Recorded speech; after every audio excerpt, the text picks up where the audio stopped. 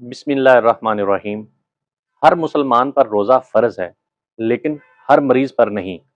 अगर रोज़ा रखने से आपकी सेहत को नुकसान पहुँच सकता है, तो क्या फिर भी रोज़ा रखना ज़रूरी है? इस्लाम आसानी का दीन है। कुरान मजीद में वाज़ह तौर पर ज़िक्र है कि जो शख्स बीमार हो, वो बाद में रोज़ों की क़ज़ा कर सकता है। यानी अगर बीमारी की वजह से सेहत को ख़तरा हो तो शरीयत रुख्सत देती है, लेकिन याद रखें कि हर बीमारी में रोज़ा नहीं छोड़ सकते।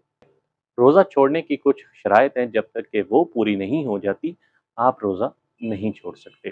दिल के मरीज़, हार्ट पेशेंट, ऐसे मरीज़ जिन्होंने हाल ही में दिल का ऑपरेशन करवाया हो या जिनको हाल ही में दिल का दौरा पड़ा हो, उन लोगों में पानी की कमी हो जाती है, जिसकी वजह से उनको काफ़ी ख़तरात का सामना होता है।